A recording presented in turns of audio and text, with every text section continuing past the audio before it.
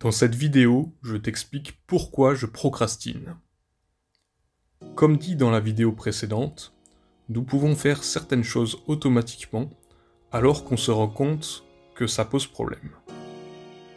Aujourd'hui, je vais te donner un outil simple pour t'aider à comprendre pourquoi tu fais ce que tu fais, parce que comprendre, c'est la première étape indispensable vers le changement.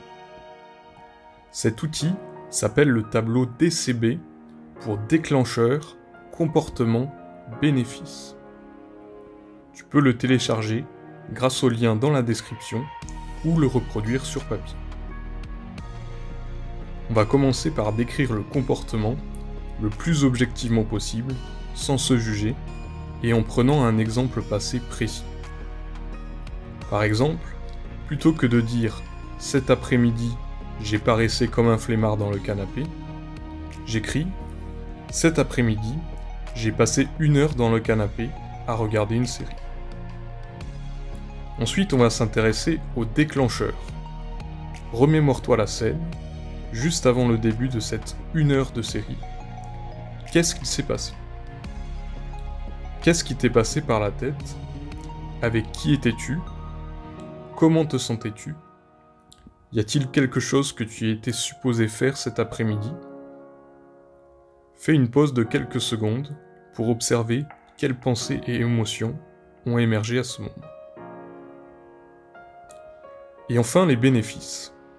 Tu vas pouvoir observer comment tu te sens au moment où tu fais ce comportement, ou, s'il dure longtemps, comme dans notre exemple, comment tu te sens au moment où tu décides de faire ça. Pour t'aider, il y a généralement 4 catégories de bénéfices à nos comportements problématiques. 1. Nous nous sentons mieux. 2. Nous parvenons à nous débarrasser momentanément de pensées et émotions inconfortables. 3. Nous échappons à une situation déplaisante. 4. Nous attirons l'attention.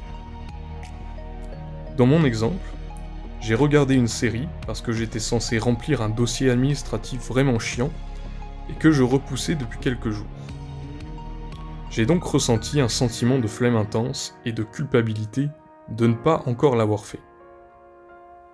Le fait de regarder ma série m'a permis de m'éloigner momentanément de ma flemme et de ma culpabilité. Évidemment, ça n'a pas réglé le problème.